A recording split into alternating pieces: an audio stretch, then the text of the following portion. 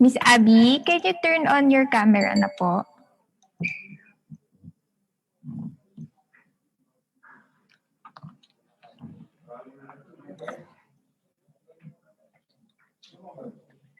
Ayan. It's on pala eh.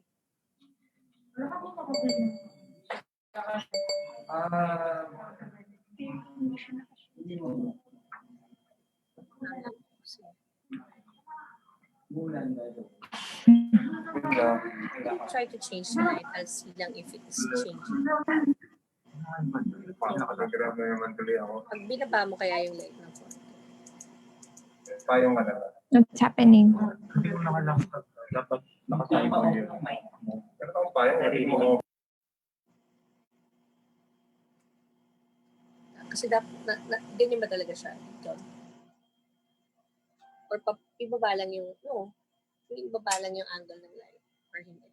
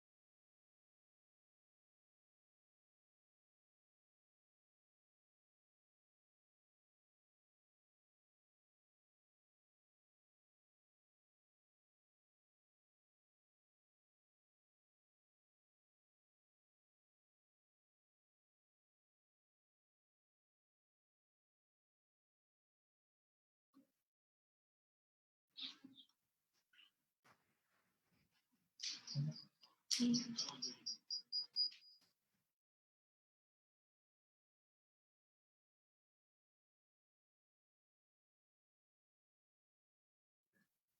ba't nagtutunog yung music?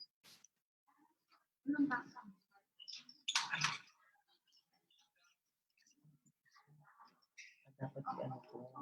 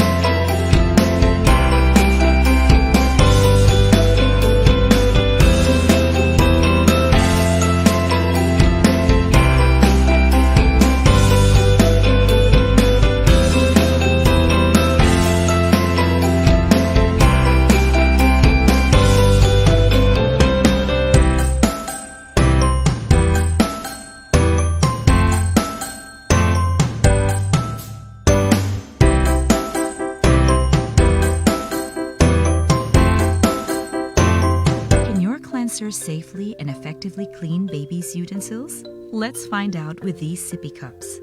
Breast milk were stored to spoil for 1 week to test its effectivity in cleaning. Without proper cleaning, even if sterilized, milk residue may still linger and form into bacteria. That's why it is very important to choose a cleanser that will safely and properly clean your baby's utensils, keeping them healthy and free of bacterial infections. Cradle was tested along with other baby dishwashing brands to know if it can effectively clean spoiled breast milk. Cradle shows the lowest surface tension. Based from the American Society for Testing and Materials International, the lower the surface tension, the better its cleaning performance. Cradle uses powerful plant-based ingredients for cleaning power without the use of synthetic fragrances, dyes, phosphates, or triclosan. It is proven to give quality cleaning performance even in hard-to-remove breast milk residue. With carefully chosen 100% natural-based ingredients, Cradle is clinically certified non-toxic. Cradle Natural Bottle and Nipple Cleanser naturally cleans.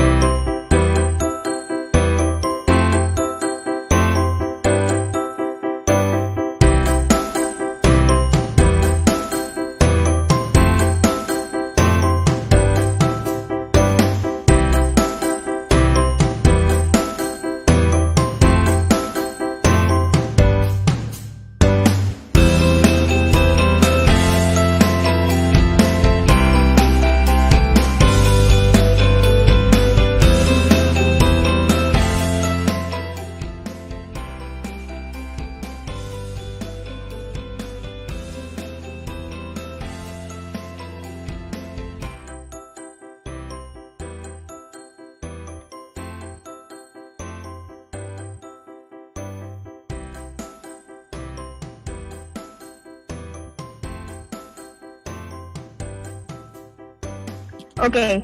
Hi, mommies and daddies, and everyone tuned in. My name is Nika, and I'm your virtual host for another episode of Nursery Van Shop Live. So this live is not just brought to you by one brand, but brought to you by two big baby brands na alam kong sobrang favorite natin lahat to. So this live is brought to you by Cradle Natural Cleanser, 100% natural based, trusted by no-compromise moms for more than 10 years, and Smash Organic and Natural Teeth Gel, the safer yet affordable oral solution for your growing children. Okay, so today's episode is a special one because we've invited an expert who will talk about the basics of baby-led weaning. So alam ko talagang inabangan nyo to, and I've seen a lot of questions from all of you moms. But make sure to just keep on sharing because meron tayong raffle draw. So share. So it's so easy to join the raffle draw, moms and dads. All you need to do is step 1, tag 3 mom friends. Step 2, share this live video. Step 3 is follow us on social media at nurseryvan.com, at cradlenatural_ph, and at Smiles Organic. So ulitin ko lang, moms, join the raffle draw and get a chance to win special gift packs from Cradle Natural Cleanser and Smiles Organics and Natural Tooth Gel. So it's so easy to join. Step 1, tag 3 mom friends. Step 2, share this live.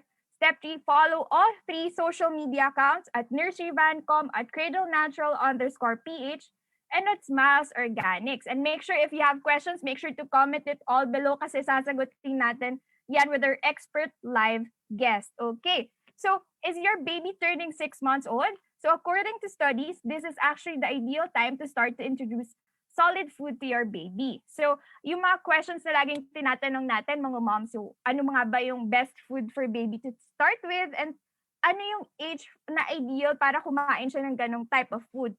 Kapag naman 6 months and above, yun na yung nagtitithing si baby. So, ano yung kailangan natin gawin with that? So, is there a homemade baby food that's healthier, and paano natin gagawin yan? What are the foods that are healthy and not so? How do you make your own baby food? All these questions and more sasagutin natin. So, to begin with, let's now welcome our guest. She's a Certified Lactation and Parenting Educator, the one and only Miss Abbie Yabot. Okay. Hi, Miss Abbie. Hello. Hi, mommies. Yeah. Yeah, thank you for tuning in tonight. How are you, Miss Abbie? Okay naman. Kamusta naman kayong lahat? No, I'm so excited to share what I know about baby-led weaning. It's not really new anymore, pero marami pa ring nagtatanong, no, how do we introduce solids to baby? And this is relatively a new way to give proper food or proper nutrition to your baby. All right. So, should we begin with our discussion proper? Okay, we can already begin. Share screen, please.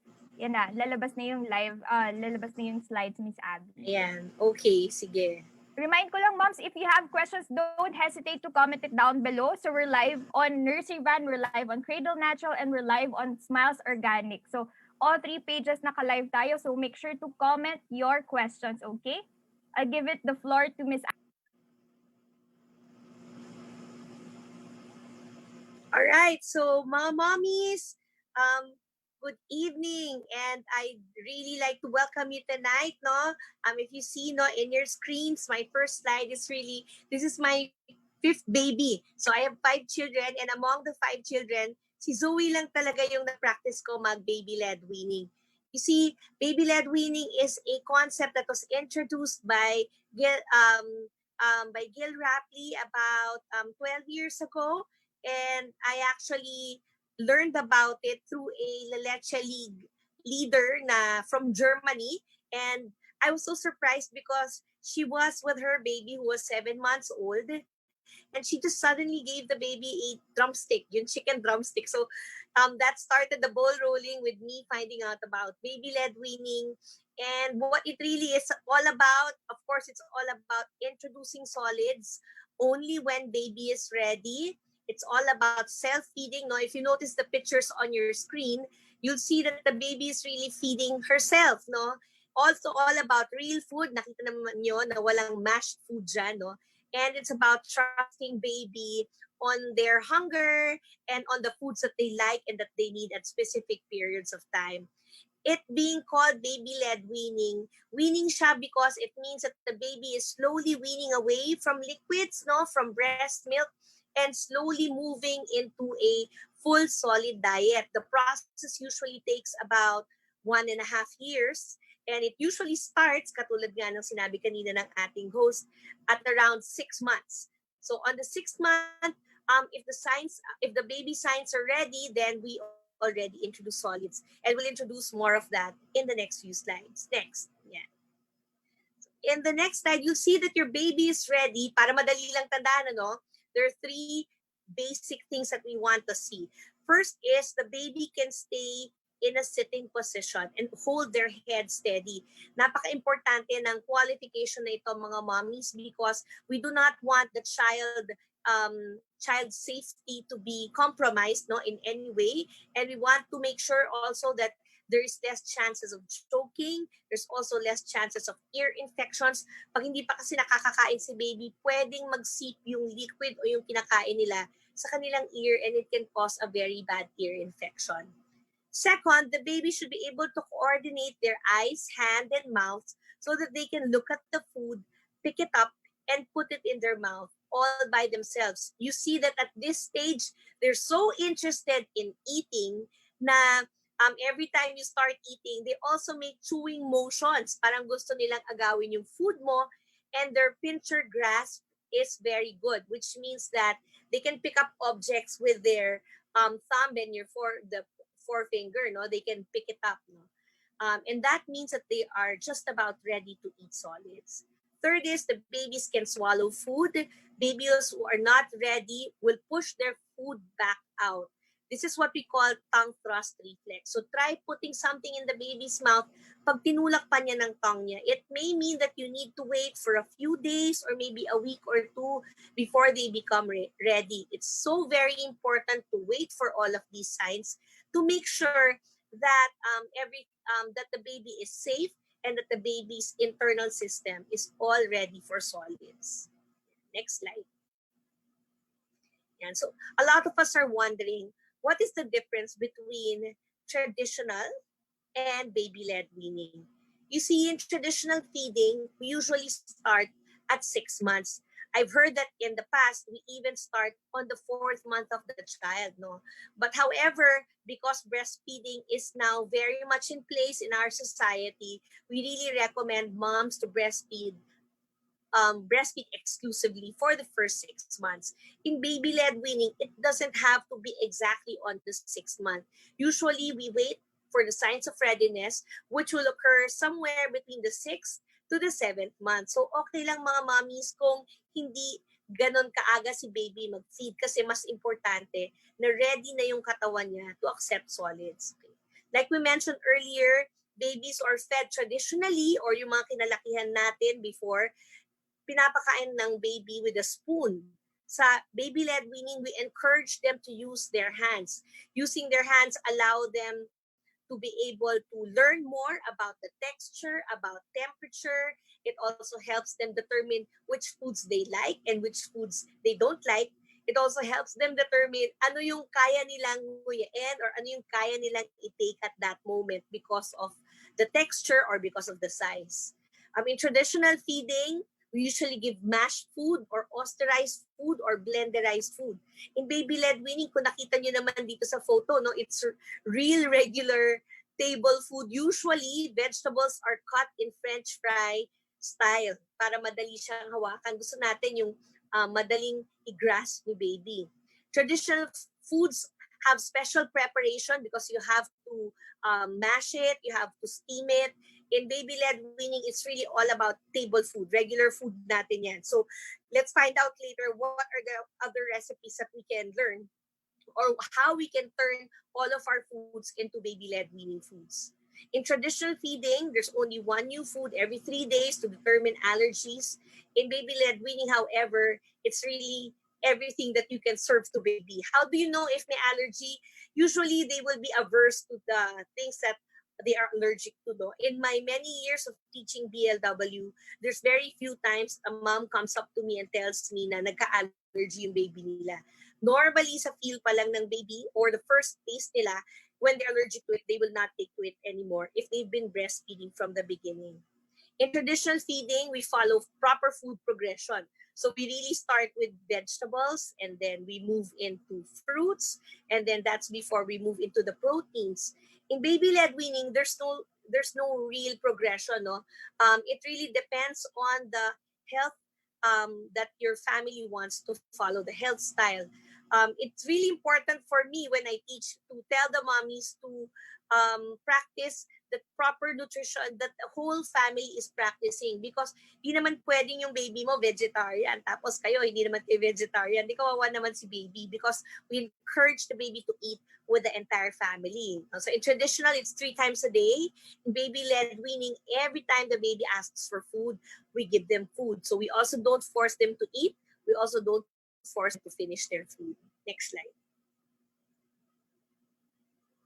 And so baby-led weaning really has a lot of benefits, no?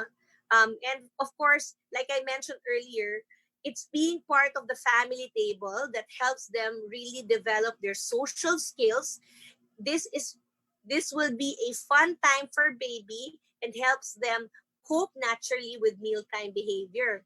Parang monkey see, monkey do lang. So, ginagaya nila yung ginagawa ni mommy at ni daddy. And at the same time, bonding over meals will create a positive impact on healthy eating and the relationships of the whole family.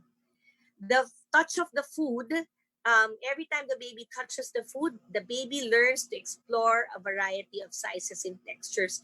This stimulates their brain so that they become smarter and they become more aware of the foods that they eat. The pincher grasp or the pincer grasp is strong, and hand and eye coordination is really better developed. Chewing is an important part of introducing solids. You see, suckling is a precursor to chewing. Chewing is a precursor to speech. So when babies are able to chew their food properly, they're able to practice every muscle inside their mouth, and so they are able also to speak faster. Moving the mouth and tongue helps them with oral development as well. Baby learns how to be safe because they are the ones who put the foods into their mouth. So pag may laman pa yung mouth nila, hindi pa sila usually naglalagay. Pag busog na sila, they don't eat anymore. And the problem with spoon feeding is that they just open their mouth every time the spoon is there. And sometimes they can't determine if they're already full or if they're still hungry. Baby also develops confidence. They feel independent. The mommies and the daddies also feel confident because they don't have to prepare special equipment when they go out. And then, of course, for nutrition, it allows your baby to move to solid foods at their own pace. No, so we let them eat what they like as long as we always offer healthy alternatives. For variety, baby doesn't develop into a picky eater because they will eat what everybody is eating. So there's lesser chances for them to only want junk food or only want the sweet foods. They will learn to trust and recognize the real food that they eat. Next slide. Yeah. So these are really the best first foods for weaning. If you notice, I mentioned earlier that you actually can give anything. And this particular leader that I was with, she said that they really didn't bother. Alam niyo naman sa ibang bansa, wala naman silang yaya, no? They really don't have a lot of help. So usually what is convenient for the mom, that's what they do. But of course, I asked her, and there's really evidence that if the baby can't eat it, they will just spew it out. And true enough, yung chicken pieces na hindi kaya ni baby, niluluwa lang talaga niya. I believe, though, personally, that we need to start with foods that are not so sweet, and we need to start with foods not talagang healthy. And that being said, it means that I usually recommend moms to start with vegetables. So for vegetables, you can give spinach, pumpkin and squash are one of my favorites. Of course, carrots, no, cut into French fry style. Before I even introduce avocado, avocado is a perfect first food because it's so full in nutrients and the texture is so good for babies. Ito yung saktong texture. Ayaw din natin ng masyadong malambot, ayaw natin ng masyadong matigas para si baby, pagka hinawakan niya, kaya pa niyang ilagay sa mouth niya, and then the tongue together with the upper palate can crush the food. Yan. Pwede rin sweet potato. Of course, we recommend none of the white stuff. So usually, pagka ganyan, di ba, ayaw natin ng white flour, white sugar. Of course, sugar is not recommended talaga for babies below 1. White rice, no? So white potato, between white potato and sweet potato, we can steam some sweet potato. We can also air fry it and give it to baby, no? We can also roast it. Of course, giving them fish and some lean meat will be enough for their protein. And then me, usually, nilalast ko talaga yung mga sweet stuff. Yung mga strawberries, yung mga mangoes, no? Dahil we're in the Philippines, usually last yan. So what I usually do is I put a variety of foods on top of their high chair or on top of their table or their tray, and then I let them decide. I noticed that most baby-led weaning babies who have been breastfeeding from the beginning, they will only pick one food at a time. They don't mix it all together, especially when they're just starting out. And don't expect mommies na mauubos nila yan kaagad kasi nga ang liit pa ng tiyan nila. And for the first 6 to 12 months, no, when they're from their 6 months to their 12 months, we're really just letting them get used to eating a different texture and a different taste. Yeah, next slide. So these are the foods naman that we want to avoid. Of course, we want to avoid, unahin ko na yung salt and pepper. Actually, yung pepper, it's not as bad as salt. Ang sinasabi natin dito is you can season the food of the babies, pero maybe we can shift to Himalayan pink salt and maybe just a really little bit. You'll actually realize na masarap yung foods even without seasoning, yung natural taste lang niya. In my baby buffet classes before, I would do baby burgers, and favorite ito ng not just the babies pero even the mommies and the daddies, favorite talaga nila kasi lasang-lasa mo talaga yung beef, and actually beef lang talaga yung ingredient no. We also don't recommend honey because it contains a bacteria which can be toxic to babies under 1. Undercooked food, I think that's understandable, no. It's so if you're gonna give egg, best kung lutong-luto siya. We don't recommend sashimi yet in the first year at least, no. I started giving my daughter that over 1-year-old na siya. We never recommend any animal milk ever, no, even in breastfeeding. Some fish may contain high levels of mercury, pero I think most of the fish that we have in the Philippines are relatively safe. And as long as hindi naman maraming kinakain nila, that should be fine. And yung cheese naman, kasi it might confuse us, no? Kasi cheese is also a very good first food for baby kung wala siyang allergy. But here it says mold-ripened cheese or soft cheeses. Ito yung mga Brie, Stilton, and other soft mold-ripened varieties. Blue cheese yan, wag mo na ibigay kay baby yan. Sugar, for me, the reason apart from bad sa health ang sugar is that when the baby gets accustomed to sugar, it's so hard to put them back into the healthy eating. So mas maganda talaga yung sugar, i-delay na lang yan ng todo. In fact, my children, they never thought that oatmeal had sugar. Alam mo yung normal na oatmeal namin, whole rolled oats lang siya na nilagyan ko lang ng water. We don't put milk and we don't put sugar.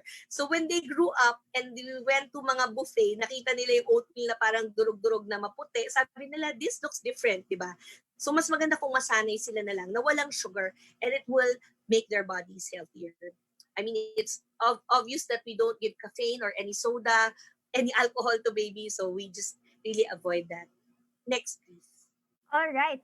Miss Abby, before we move on to the next slides, I think meron tayong question from our audiences right now, but I'll read one question here. So, sabi ni Mommy, kapag daw po ba kumakain na si baby, kailangan po ba na i-toothbrush na siya? And ano yung right age para i-toothbrush? Yan. Yan. Actually, ang pagtutoothbrush or ang healthy hygiene is very important for all of our babies, for all of us even, no? So kahit na wala pa nga silang ipin, we already clean their tongue and their palate, no? Pero dahil breast milk pa lang, hindi pa ganun ka-necessary na everyday. Usually, pag may nakikita lang na tira-tirang milk sa tongue nila or sa upper palate. Once we start introducing solids, dahil hindi na to antibacterial na breast milk, no, we really need to practice good hygiene from the beginning. There are many stages in toothbrush. Usually, we start with a silicone brush na parang ini-insert sa finger. And so because our babies cannot do it yet, so it's like a massage also for the gums. It's also good for teething babies. You can do that, no, and gently rub the baby's tongue and gums with it, no. After a few months, when they already have teeth, maybe 2 to 4 or up to 6 teeth, you can start with putting a little bit of toothpaste or very gentle gel for the babies for babies to get accustomed to brushing teeth. And then when they have about 8 teeth or more, they can already use the regular toothbrush. I think I'll have a slide for this later too. Yan. Okay. So before we move forward, Miss Abby, meron tayong giveaway. So this is a Q&A question. So first 5 to answer will win 100 peso voucher from Nursery Van. So here's the question. So kanina nabanggit ni Miss Abby, ano yung mga best first foods for the baby. So all you need to do is comment at least one best first foods for the baby. So yan, comment down below. So we'll choose 5 winners to win 100 peso voucher. Okay, so comment it down below lang, moms. And then later we'll announce the winners. Okay, continue, Miss Abby. Ayan. So, sabi, di ba kanina, yung mga foods na pwede nating i-introduce, but actually a balanced meal for our baby, and we can actually practice this too, is really 5 portions of fruit and vegetable daily, 1 to 2 portions of protein, some healthy fats, no? Healthy rin pala yung fats, and a little bit of starchy foods for energy. Kung naaalala ninyo, before, meron tayong go, grow, and glow. It Yeah. doesn't have to be in one sitting. No, I really believe that children or all of us will need to practice food segregation. So usually, I notice that healthy babies will separate, kunyari at the start, puro starchy lang. Starchy is carbs, no? Siguro oatmeal. And then after a few, maybe after an hour or two, they will eat naman veg, no? And then after an hour or two, they'll eat naman meat. So hiwa-hiwalay siya. Pero this is what we consider to be healthy. So fruit and vegetables, we want them to eat all the colors of the rainbow. Yan yung Red, importante. yellow, green. Yan, I think it's perfect then, and it's parang worry-free ka din kasi most of the moms right now parang iniisip nila, I have to like feed my children meat, vegetable, fruits in one sitting. So now, alam na natin na kailangan, or hindi naman pala kailangan talaga na all at once. So, yan, okay. Yan. Actually, tayo kung nagda-diet tayo mga mommies, ganito rin dapat yung ginagawa natin. Hindi dapat natin talaga pinagsasabay-sabay. No? That's why, di ba, ang pinaka-obese na country in the world, alam na natin, kasi yung kanilang go, grow, and low, sama-sama, di ba, the pizzas and the burgers, sama-sama yan lahat no? That's for convenience. Pero mas maganda talaga kung hiwa-hiwalay siya. So you notice countries like, kunwari kumakain ng steak lang, purong steak lang, di ba? Pero payat pa rin sila. Or kumakain sila sangkatutak na carb, pero carb lang. So they're able to burn it properly. So starchy foods, no? There's grains, breads, and potatoes. For protein, ako, I really love salmon for the babies. And of course, some lean meats every now and then. Chicken is very good for them too, as long as it's cooked well. And of course, healthy fats. Alam mo yung salmon, maraming healthy fat yan. And avocado, marami rin healthy fat. So, butter, if it's real butter, nako, be wary, mommies, yung mga binibili natin minsan, ano lang siya, butter-like lang or margarine pala siya. So read the labels very well. Yeah, that's important. Yeah. So even for the products that we use, 'di ba, Miss Abby, kailangan natural, kailangan walang harsh chemicals. Okay. Yan. So yung isang si Mommy, sabi niya spinach. Spinach is a superfood. Kung meron nga lang tayong mga berries dito, superfood din yan. Pero ang superfood natin dito sa Philippines, alam niyo ba kung ano? Malunggay talaga. So kung pwede niyong bigyan si baby sa tinola, tanggalin niyo lang yung mga gustong-gusto nilang i-pick up yun from their plate, yung mga green na bilog-bilog, no? They also eat that. Or you can blenderize it, or you can put some powder, malunggay powder on their dishes, ganyan. That's what you can do. Next slide. Yan. So this is, I think, one of the really important topics about baby-led weaning. A lot of elders are against baby-led weaning kasi nga feeling nila pag wala pang ipin, hindi pa dapat bigyan ng solid. But it's very important to know the signs if the baby is gagging or choking. Dito pa lang sa infographic na to, we will see that if the baby is turning red, actually when the baby is turning red, that's gagging. So they make gagging noises like that, no? They thrust their tongue forward, they stutter, and they cough because they're trying to release the food from their mouth, no? Naka-block lang siya. And they look frustrated, and yan, sabi nga natin, the face may be red or pinkish. Pag naman choking, we have to differentiate it well talaga. Kasi in choking, when the baby's face is turning blue or purple, no? That means that they're unable to make noise. Why? Kasi when they're choking, it means that the throat or the air passage is blocked. So pag block yan, hindi na sila makakagawa ng noise. Usually, the motion for gagging is forward. The motion for choking is they lean their head up. Kasi nakabara siya, so they're trying to gasp for air. The child may attempt to cough, but if not successful, then you'll have to administer first aid right away. And of course, sana ayaw natin na umabot sa loss of consciousness. Why is it important to know the signs of this? Kasi yung gagging, it should be normal because we want them to be able to determine which ones are not able to pass through their digestive tract yet. So dito lang sa kanilang dila, alam na nila kung ano yung hindi makakapasok at makakapasok. In fact, there was a study conducted a few years back where actually choking happens more for babies who are given traditional foods, yung mga mash. Bakit? Kasi may makalusot lang dyan na isang something, no? Isang solid particle, kahit gaano kaliit. Because they're so used to just pagsubo mo, swallow lang ng swallow. Sinuswallow lang din nila, hindi na nila tinitignan sa tongue nila kung meron palang mga ka-choke. So actually, there's no documented case of choking for baby-led weaning babies. Of course, even with that, we don't recommend you to leave your babies be. Kailangan bantayan natin sila. Yeah. Kailangan may matuto rin sa ating pumontak ng first aid or merong marunong sa bahay. Next slide. Okay, Miss Abbie, I think we have questions na we might want to answer from our moms here. So, sabi ni Mommy Aisa Lambino, ang question niya is, what age is the ideal to teach them in using spoon? My baby is baby-led weaning and still eating with his hand. He's 1 year old now. Okay.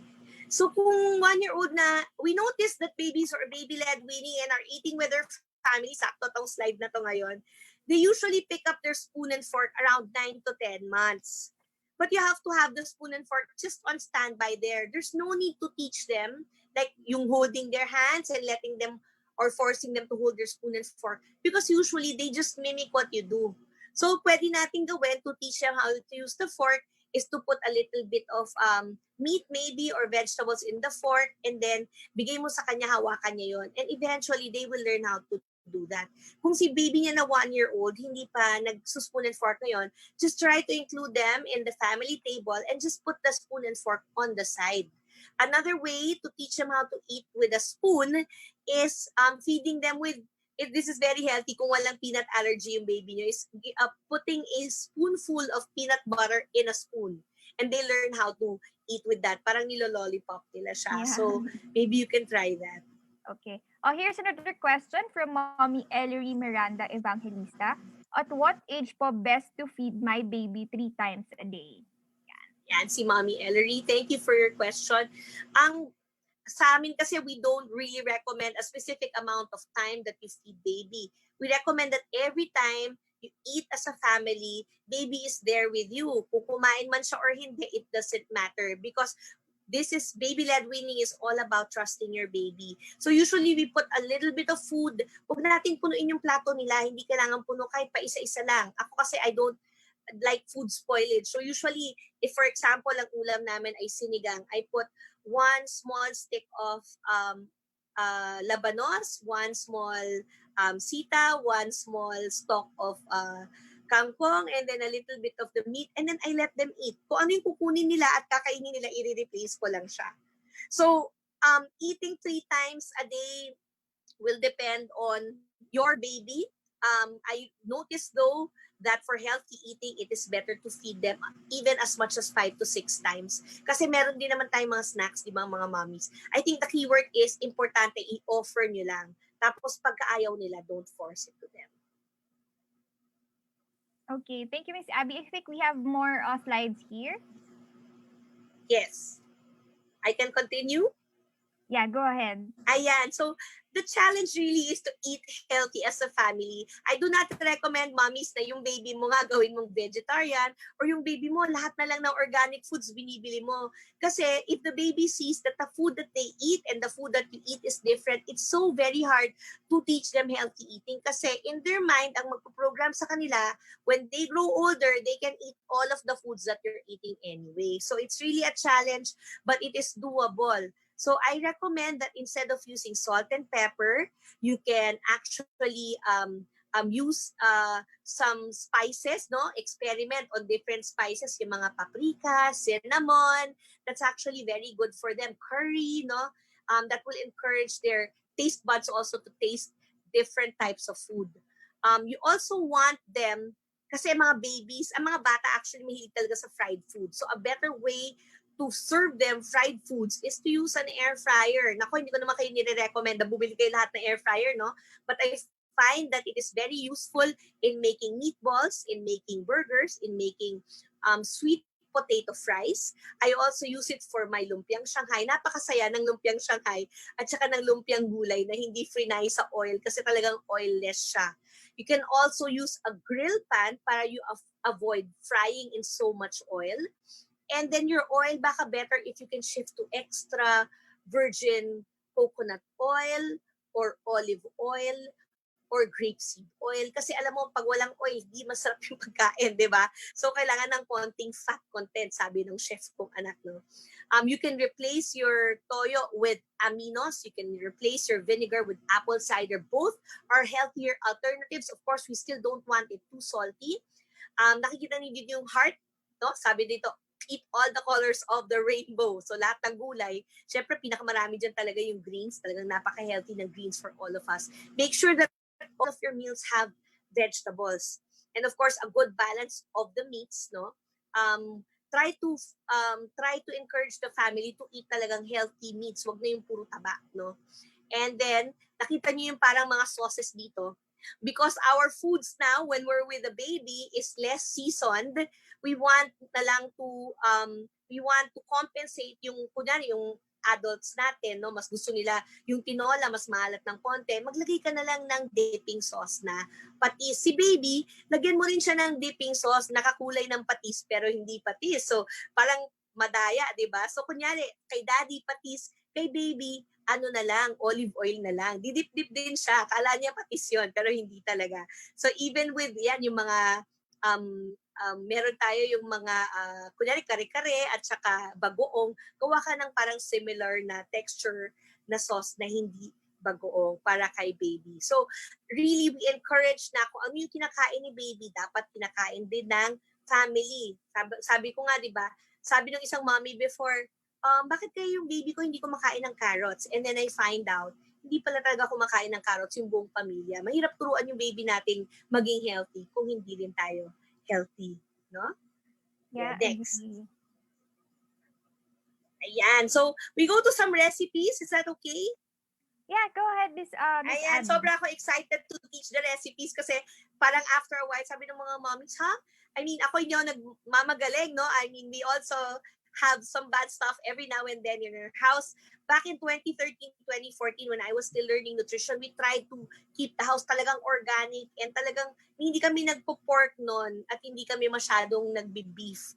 Tapos grass-fed yung beef namin, yung chicken namin organic. Pero I realized na it's so very hard to attend gatherings, no? And to be out and about with this. So, ang rule namin is basta sa house, healthy yung pagkain. Pag may gatherings, the kids can eat whatever they like. Pag nasa labas kami, we'll still try to get the healthiest possible alternative. But we also don't take out the fact that sometimes lalo na my bigger kids would like some pizza or sometimes, di ba, gusto nila mag-fast food. Minsan lang yun. So pag paminsan-minsan, mommies, okay lang. So, ano ba yung favorite ever talaga ng mga baby-led weaning babies? I'm sure the moms here already baby-led weaning. No, favorite talaga nila ang pasta.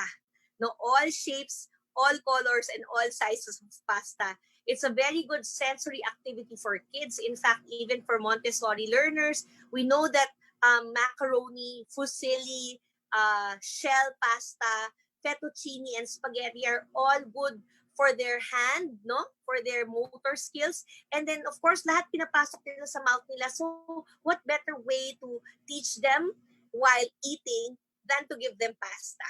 No, I have lots of photos with my daughter eating different kinds of pasta.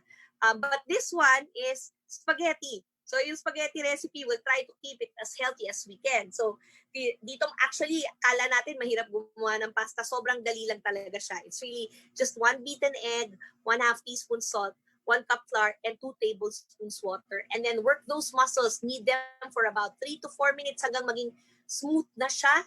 And then roll it out thinly. If you have a pasta maker, this is easy. If you don't have, pwede rin. Pwede nung i-roll, tapos i-cut nyo na lang into thin strips or whatever size or shape you want. You boil it for 1 to 2 minutes and that's it.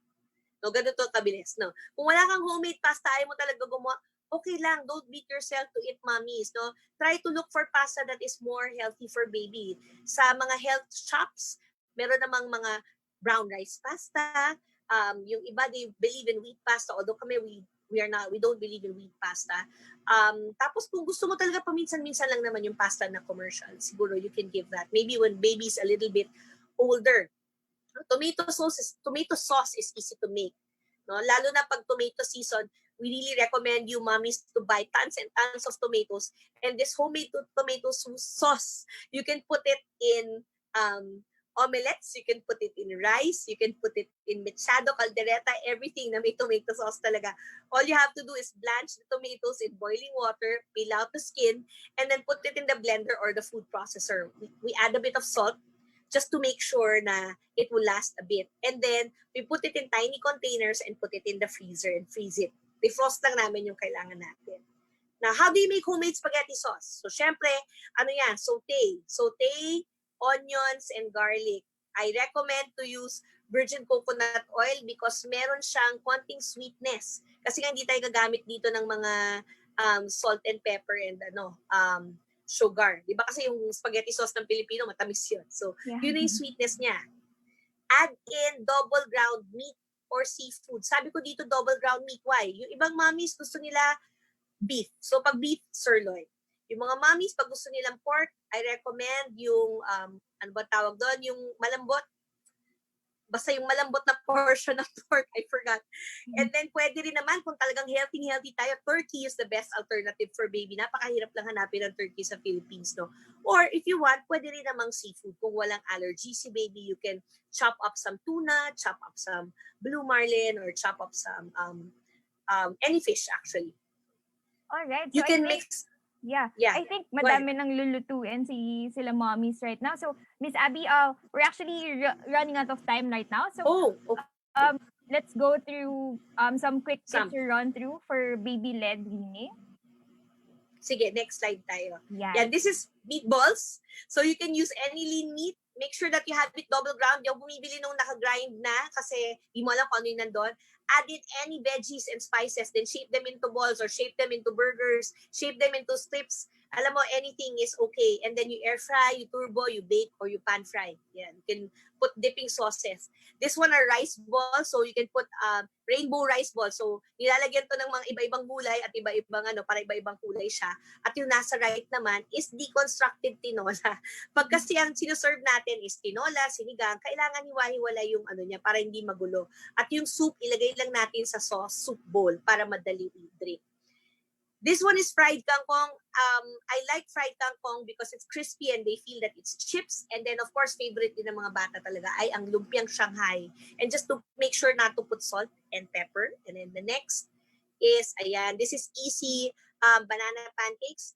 Egg and bananas lang ito. You can add a little bit of overnight oats if you like. And then just make them into a batter and then fry it a bit. It will taste like very good pancakes. Next. Adobo, the staple in the Philippines. Ito lang ingredients niyan. Apple cider vinegar, liquid aminos, garlic, bay leaves, and ground pepper. Huwag tayo maglagay ng whole pepper. In baby buffet, this is an example where we serve these kinds of foods to babies. All of these are certified friendly for babies, no salt, no extra sugar, lean meats only. And of course, next. Some quick tips. Important to keep your baby within sight and within reach at all times. You always expect and prepare for the mess. So, wear a bib. Make them eat outdoors if you like. Or yung shower curtain nyo na luma, ilatag nyo sa floor.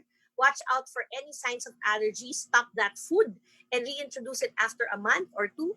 Never force feed your baby. Pag di niya naubos, huwag nyo na ipaubos. Kayo na umubos niyan.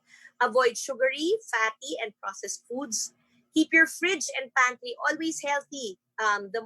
Pag walang nakikita unhealthy, kakainin nila puro healthy. Model your good behavior and of course, take lots of photos. Next.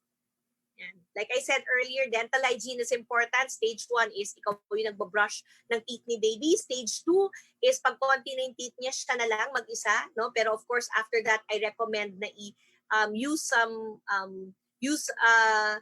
a gauze to clean the baby's teeth. And of course, pag bigger na yung baby, you can use a regular toothbrush and a baby-safe toothpaste. Speaking of baby-safe toothpaste, I think we have here.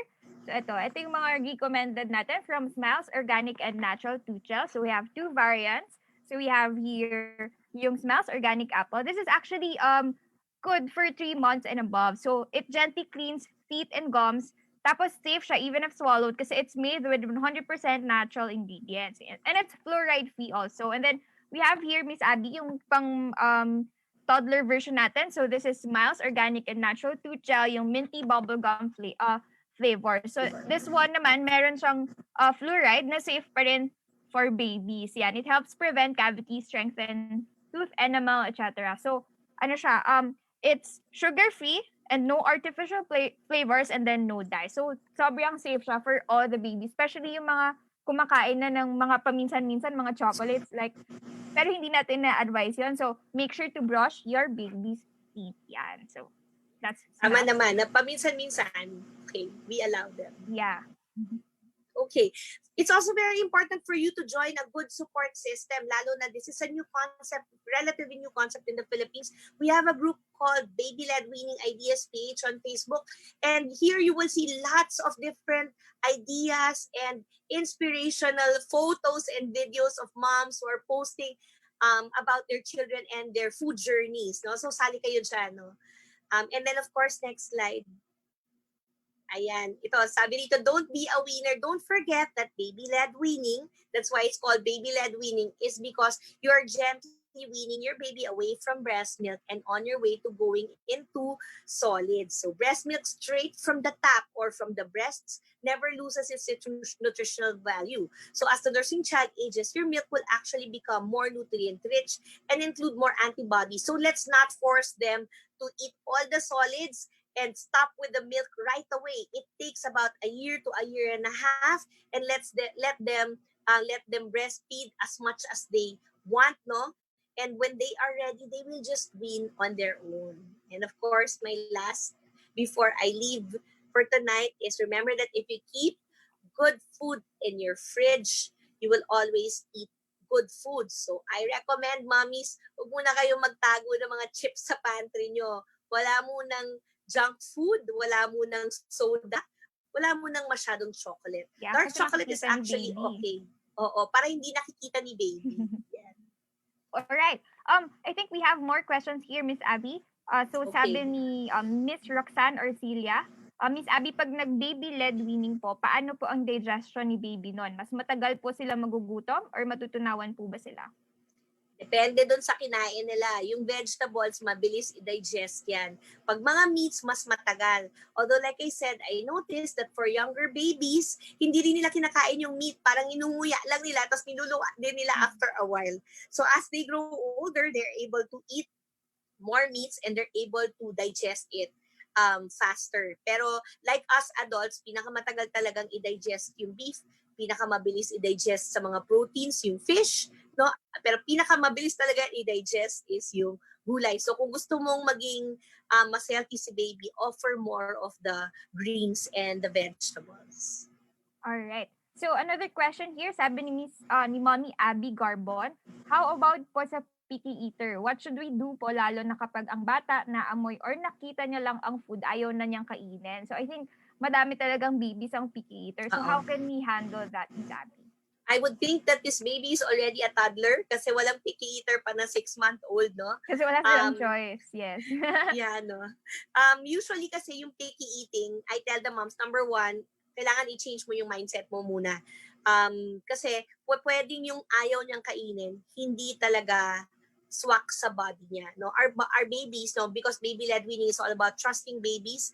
Our babies know which foods are good for their bodies or not. Not unless nabigyan sila ng bad food from the beginning.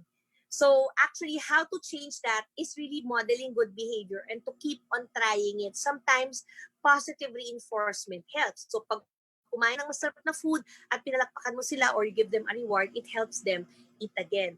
It's very important for you not to serve the bad food muna para makasanayan nila muna yung healthy foods. So, yung kung picky eating niya, kung ang kinakain lang niya kunyari ay puro peanut butter, I suggest healthy naman yung peanut butter, okay lang yun for now. And then, mag-move on naman sila. May stages din kasi sila.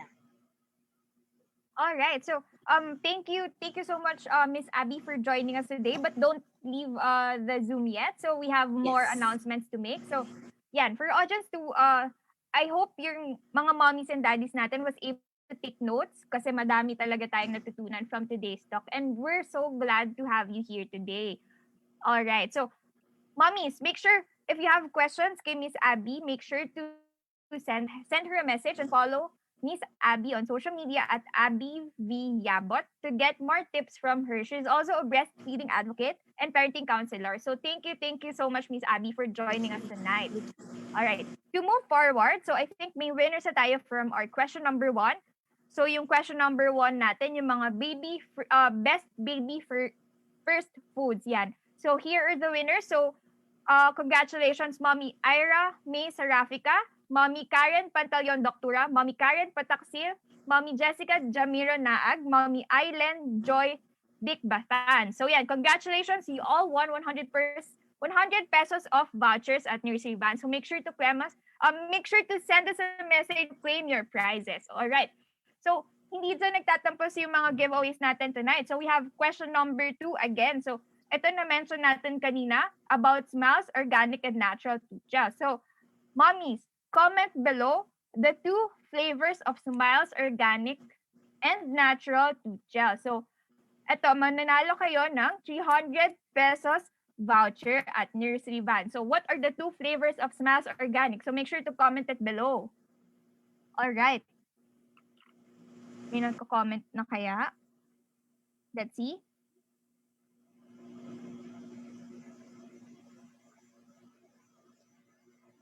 Yan. So while we're waiting for it, I just want to share with you, since nabanggit natin kanina all about fruits and all about vegetables.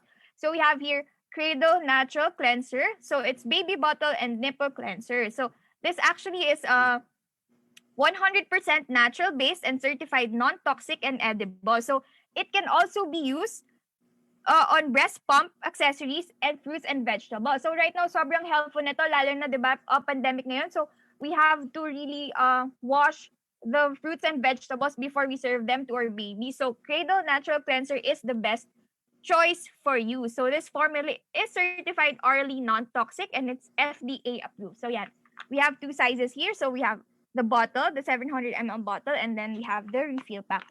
This is available at nurseryvan.com, of course. All right, so we do have the winners na for the Smiles Organic and Natural Tooth Gel. All right, so congratulations to Mommy Angel Alfonso and Mommy Kat Valenton Rosal. All right, so you won 300 peso vouchers at nurseryvan.com. And then we have another question for the giveaway. Ito, isang winner lang for 300 peso off vouchers. All right. What is the main ingredient of Smiles? So, I think hindi natin nabanggit to, but hulaan nyo na lang, mommies. A, eucalyptus. Letter B, erythritol. Okay. Hulaan nyo na lang, mommies. And then, I'll share yung natin later. So, yan. What is the main ingredient of Smiles? So, A, eucalyptus. Letter B, erythritol.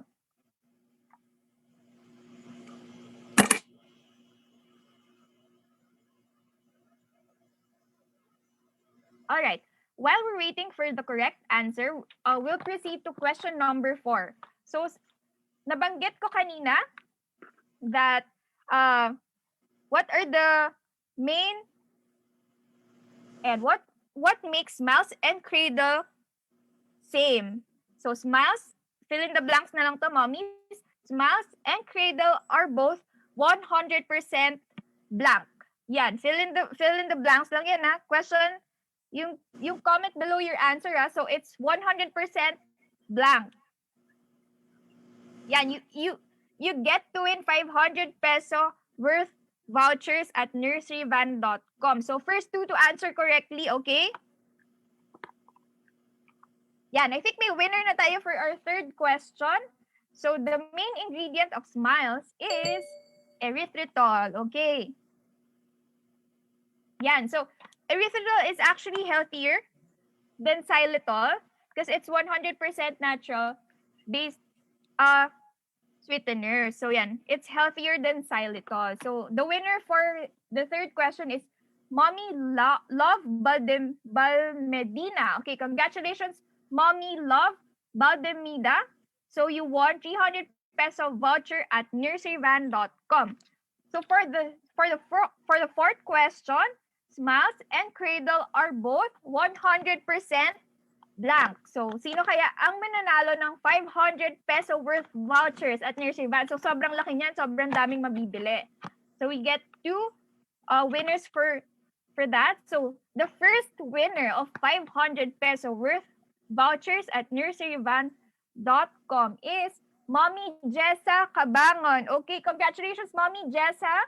Make sure to send us a message to claim your prizes. And then the second winner is, sino kaya? Yan, okay. Sino kayang winner natin?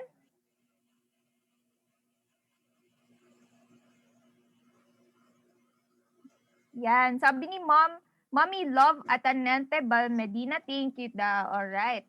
Thank you so much, mommies, for joining our live today. But make sure to keep tuned in. Meron pa tayong mga announcements later.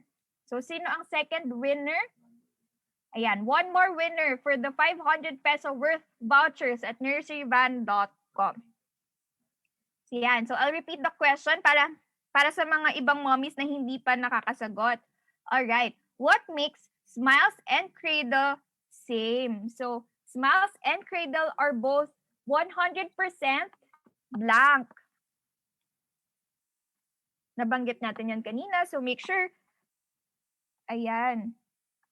So, giveaway ko na yung isang line sa inyo. So, 100% blank. So, Smiles and Cradle are both 100% blank. Safe for baby? Yes, they're both safe for baby, but hindi ito yung answer natin. Yan. Sabi ni Mommy Love, natural and organic. Sumobra ka lang, Mommy. Okay. Yan. Congratulations to Mommy Erica Bautista for winning 500 peso worth vouchers at nurseryvan.com. Yay! Congratulations, mommies! And sa lahat na ng mga nanalo sa Q&A. But don't worry, kasi meron pa tayong raffle draw. Alright. So, sa lahat ng mga sumali, so you still have a chance to win. So, make sure to share this video, tag GMom Friends, yan, and follow nurseryvan.com on Instagram, cradlenatural_PH, and Smiles Organic on Facebook and Instagram. Alright, to go, we have a few announcements before we end the live. So, please, if you have other questions regarding our topic today or parenting in general, head on to forum.nurseryvan.com. So, just to share with you, mommies and daddies, we recently launched Nursery Van Forum. So, it's an online discussion board for moms and dads who want to give it their all to parenting. So, we are actually building this community of no-compromise parents that help each other, especially during this challenging time. So, sobrang helpful talaga kapag may mga natatanungan ka and may mga nakakahingi ka ng advices to moms and dads who've been there. So, especially for those soon-to-be parents and even those who are interested in parenting in general, you can ask questions or answer questions from other parents. So, yan. Let's help each other. So, the topics that we talked about in Nursery Van Forum range from parenting during a pandemic to baby milestones to newborn care to toddler activities and postpartum experiences. So, make sure to sign up now at forum.nurseryvan.com. All right. So, again, this live is brought to you by Cradle Natural Cleanser, 100% natural-based, trusted by no-compromise moms for more than 10 years. And, ito favorite natin, Smiles Organic and Natural Tooth Gel, the safer yet affordable oral solution for your growing children. So just to give you a background, so yan, Cradle is a line of 100% natural antibacterial cleansers that is non-toxic and safe because it does not contain any harsh chemicals and is only made from natural-based and edible ingredients. So, kanina nababanggit ni Miss Abbie na kailangan wala tayong masyadong additives, mga salt, mga sugar, pag pinapakain natin si babies. Just like for the products that we use for our babies, make sure that it doesn't contain harsh chemicals and is only made from natural-based and edible ingredients. So, Cradle has been in the market since 2009. That's more than 10 years already, sobrang tagal na. And it's trusted by no-compromise moms and celebrities like Iya Villania, Camille Prats, Mariel Padilla, and more. All right. So, for Smiles naman, Smiles Organic and Natural Tooth Gel offers a safer yet affordable oral solution for your growing children. So Smiles is actually made of organic and natural, safe and effective with natural preservatives, no artificial flavors, free of gluten, triclosan, SLS, and parabens. Alright. So kanina sinagot natin yung question, it contains erythritol, which is proven to be better than xylitol on tooth decay, prevention, and slowing down the progression of cavities. Alright. So sobrang helpful niyan, for example, especially for the babies na may mga ngipin na. So let's all prevent tooth decay kasi importante ng baby feet sa mga toddlers natin. Alright, so it comes in 2 flavors. So organic apple, so it's good for 3 to 24 months. It's safe even if swallowed. It does not contain fluoride. And then we have minty bubble gum. So it's for 2 years old to 5 years old with fluoride na siya. So they're both available at nurseryvan.com.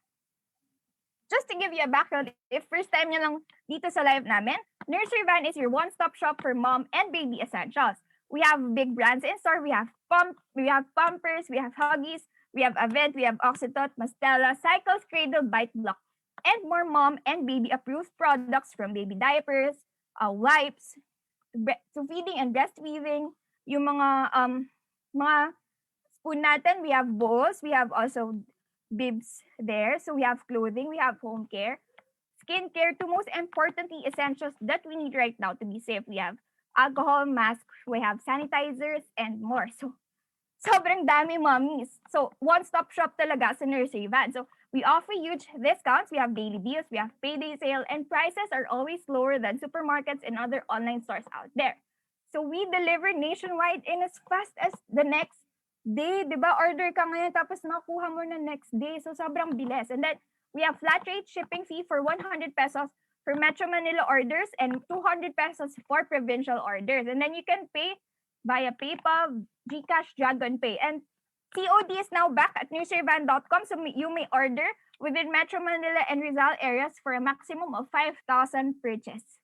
Alright, sobrang dami, sobrang dami. So we also have daily deals promo. So today, naka-sale si Cradle 700 ml bottle, Cradle toy and surface cleaner, Cradle toy and surface 500 ml refill, Cradle 200 ml refill at 10% off. Sobrang mura niyan, naka-sale today.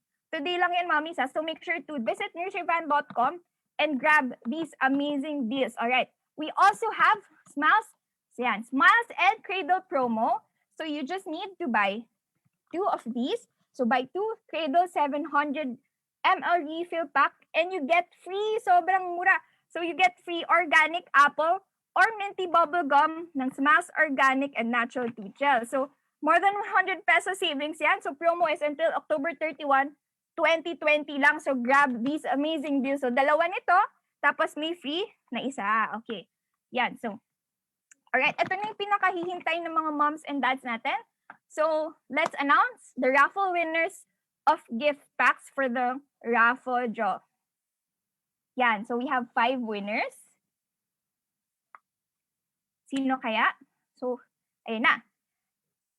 Yan. So the first winner for the raffle draw is gift pack yung mapapanalunan yung mommies. The first winner is Regina Ruiz Bakiran. So congratulations, Mommy Regina. The second winner is Alma Binaban Paulo. The third winner is Lalu Kiambao. The fourth winner is Mommy Eleanor Semira. And the fifth winner is Roxanne Arcilia. Yay! So congratulations, mommies, for joining the raffle draw. And congratulations for winning gift pack. So please send us a message at nurseryvan.com to claim your prizes. Alright, so that ends our live for today. Sobrang daming announcement. Sobrang dami namin natutunan, Miss Abbie. Thank you so much for joining us the live. And thank you to everyone who tuned in. Make sure to follow us on Facebook and Instagram to get updated on our next live days. Madami pa tayong live, madami pa tayong promos, madami pa tayong giveaways. So make sure to follow us on Facebook and Instagram at nurseryvan.com. Yan. Thanks for watching, mommies and daddies. Reminding everyone, again, as we always do, reminding everyone to stay safe, stay at home, shop online at nurseryvan.com, and see you on our next live tomorrow. Tomorrow agad magla-live ulit kami and madami tayong ipapamigay. Madami tayong giveaway, madami tayong sale. Alright, see you tomorrow. Bye! Can your cleanser safely and effectively clean baby's utensils? Let's find out with these sippy cups. Breast milk were stored to spoil for 1 week to test its effectivity in cleaning. Without proper cleaning, even if sterilized, milk residue may still linger and form into bacteria. That's why it is very important to choose a cleanser that will